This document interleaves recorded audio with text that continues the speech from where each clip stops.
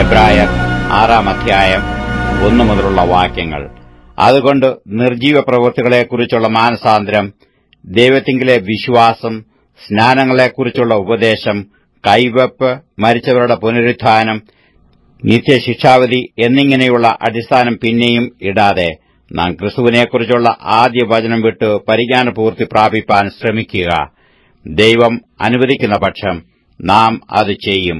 ഒരിക്കൽ പ്രകാശനം ലഭിച്ചിട്ട് സ്വർഗീയദാനം ആസ്വദിക്കുകയും പരിശുദ്ധാത്മാവിനെ പ്രാപിക്കുകയും ദൈവത്തിന്റെ നല്ല വചനവും വരുവാനുള്ള ലോകത്തിന്റെ ശക്തിയും ആസ്വദിക്കുകയും ചെയ്തവർ പിന്മാറിപ്പോയാൽ തങ്ങൾക്ക് തന്നെ ദൈവപുത്രനെ വീണ്ടും ക്രൂശിക്കുന്നവരും അവന് ലോകാപവാദം വരുത്തുന്നവരും ആകൊണ്ട് അവരെ പിന്നെയും മാനസാന്തരത്തിലേക്ക് പുതുക്കുവാൻ കഴിവുള്ളതല്ല.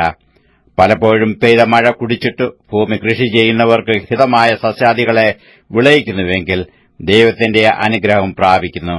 മുള്ളും ഞെരിഞ്ഞിലും മുളപ്പിച്ചാലോ അത് കൊളരുതാത്തതും ശാപത്തിനു അടുത്തതുമാകുന്നു. ചൂട്ടുകളയാത്രേ അതിന്റെ അവസാനം. എന്നാൽ പ്രിയമുള്ളവരെ, ഞങ്ങൾ ഇങ്ങനെ സംസാരിക്കുന്നുവെങ്കിലും നിങ്ങളെക്കുറിച്ച് ശുഭമേറിയതും രക്ഷയ്ക്ക് ഉതകുന്നതും വിശ്വസിക്കുന്നു. ദൈവം നിങ്ങളുടെ പ്രവൃത്തിയും വിശുദ്ധന്മാരെ ശുശ്രൂഷിച്ചതിനാലും ശുശ്രൂഷിക്കുന്നതിനാലും തന്റെ നാമത്തോട് കാണിച്ച സ്നേഹവും മറന്നുകളവാൻ തക്കവണ്ണം അനീതിയുള്ളവനല്ല. എന്നാൽ നിങ്ങൾ ഓരോരുത്തരും പ്രത്യാശയുടെ പൂർണ്ണ നിശ്ചയം പ്രാപിപ്പാൻ അവസാനത്തോളം ഒരുപോലെ ഉത്സാഹം കാണിക്കണമെന്ന് ഞങ്ങൾ ആഗ്രഹിക്കുന്നു. അങ്ങനെ നിങ്ങൾ മന്ദതയുള്ളവരാകാതെ വിശ്വാസത്താലും ദീർഘക്ഷമയാലും വാഗ്ദത്തങ്ങളെ അവകാശമാക്കുന്നവരുടെ അനുകാരികളായിത്തീരും. ദൈവാബ്രഹാമിനോട് വാഗ്ദത്തം ചെയ്യുമ്പോൾ തന്നേക്കാൾ വലിയവനെക്കൊണ്ട് സത്യം ചെയ്യുവാൻ ഇല്ലാഞ്ഞിട്ട് തന്നെക്കൊണ്ട് തന്നെ സത്യം ചെയ്തു. ഞാൻ നിന്നെ അനുഗ്രഹിക്കുകയും നിന്നെ വർദ്ധിപ്പിക്കുകയും ചെയ്യും എന്നു അരുളി ചെയ്തു. അങ്ങനെ അവൻ ദീർഘക്ഷമയോടിരുന്നു വാഗ്ദത്ത വിഷയം പ്രാപിച്ചു. തങ്ങളെക്കാൾ വലിയവനെക്കൊണ്ടല്ലോ മനുഷ്യർ സത്യം ചെയ്യുന്നത്.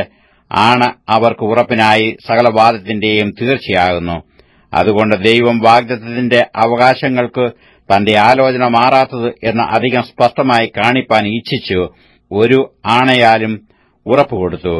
അങ്ങനെ നമ്മുടെ മുമ്പിൽ വെച്ചിട്ടുള്ള പ്രത്യാശ പിടിച്ചുകൊള്ളുവാൻ ശരണത്തിനായി ഓടിവന്ന നാം മാറിപ്പോകാത്തതും ദൈവത്തിന് ഭോഷ്ക് പറവാൻ കഴിയാത്തതുമായ 2 കാര്യങ്ങളാൽ ശക്തിയുള്ള പ്രബോധനം പ്രാപിപ്പാൻ ഇടവരുന്നു. ആ പ്രത്യാശ നമുക്ക് ആത്മാവിന്റെ ഒരു നങ്കൂരം തന്നെ. അത് നിശ്ചയവും സ്ഥിരവും തിരശ്ശീലയ്ക്കകത്തേക്ക് കടക്കുന്നതുമാകുന്നു. അവിടേക്ക് യേശു മൽക്കിസദേക്കിന്റെ ക്രമപ്രകാരം എന്നേക്കും മഹാപുരോഹിതനായി മുമ്പുകൂട്ടി നമുക്ക് വേണ്ടി പ്രവേശിച്ചിരിക്കുന്നു.